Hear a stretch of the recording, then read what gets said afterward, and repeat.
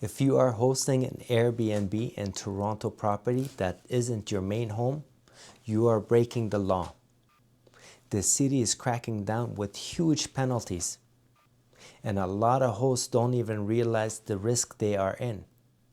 We are talking about fines up to $100,000 for a single violation. This isn't some warning about what might happen. This is the reality on the ground right now. This video is your urgent guide to understanding the new rules and steps you need to take immediately to protect yourself. For years, Toronto's short-term rental market was the Wild West. Investors snapped up condos, turning them into ghost hotels, and the city housing supply took a major hit. In response, Toronto has rolled out a strict set of regulations that are being actively enforced. These aren't just suggestions, they are complex. They have serious teeth, and the city is now slamming shut the loopholes that hosts were using to get by. Here's the bottom line. If you are renting out a property less than 28 days straight, and it's not your principal residence, your listing is illegal. Full stop. The problem is many people don't even fully grasp what principal residence legal mean, or what other rules they might be breaking. But I promise you this, by the end of this video, you will have a crystal clear understanding of Toronto's short-term rental laws. I'm going to give you the exact steps to figure out if you are compliant, a full breakdown of the rules, and what to do if you had just realized you are on the wrong side of the law. We are going to turn that confusion and anxiety into crystal clear, actionable plan. My name is John, and I'm a real estate broker right here in the city of Toronto. I have talked to dozens of hosts, from people running a small side business to making ends meet, to others with major investments, and they're all in panic. They are lost in the jargon and terrified of the fines. That's why I decided to make this video. I've gone through all the city bylaws to break it down for you, step by step, without the confusing jargon. Step number 1, principal residence test. Are you compliant? This is a big one. Everything else comes down to this single rule. You can only operate a short-term rental in Toronto out of your principal residence. If you fail this test, you cannot legally host, period. So, what exactly is a principal residence? It's just not a place you own. It's the one home where you actually live. It's the address that shows up on your driver's license, on your tax returns, and utility bills, and your car registration. You can have only one at a time. This rule single-handedly outlaws running an Airbnb from an investment property. A second condo or any home you don't personally live in the city isn't just taking your word for it. To register, you have to provide a government-issued ID showing your driver's license and your rental address. But that's not all. They also require at least 2 other documents to prove you live there. Think of a recent utility bill, a property tax bill, or a lease agreement. The city's enforcement team is actively cross-referencing this data to even doing inspections to verify who really lives there. This applies whether you own or you rent. If you are a tenant, you can list your principal residence, but you absolutely must have the landlord's permission. You also have to check your condo board's rules, because many buildings have bylaws that completely forbid short-term rentals. If the condo board says no, then it's a no. End of story. So the first thing to do is ask yourself, is the property I am listing the same address that's on my driver's license and my tax filings? Do I have the documents to prove it? If not, you are not compliant. Step 2, registration, taxes, and your legal duty. If you pass the principal residence test, your next move is to get registered with the city. You cannot legally operate a short-term rental, even for one night, without being registered. The process is done online through the City of Toronto's portal. As of 2026, the annual registration fee is around $375 to $390. During registration, you will have to give them your info, proof of residence, and a contact for emergencies 24/7. Once you are approved, you get a registration number. That registration number isn't just for your files. It's your license to operate, and you must display it on every single listings that you have on your property. That means Airbnb, VRBO, Booking.com, and even Facebook posts. Not showing your registration number is a dead giveaway for the bylaw officer and can get your listing removed and land you a $1,000 fine.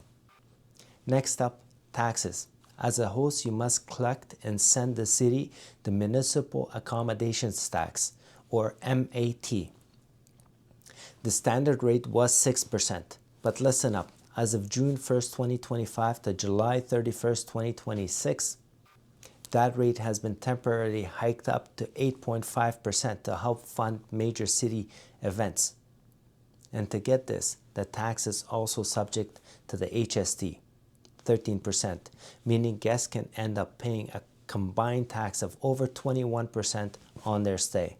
While platforms like Airbnb also collect the MAT for you, the ultimate legal responsibility is yours. You are required to file quarterly MAT report with the city, even if you had 0 bookings that quarter. Failing to do so can trigger an audit, even more penalties. Step number 3. Navigating the night cap. The 180 night cap. This is another area where a lot of hosts get tripped up.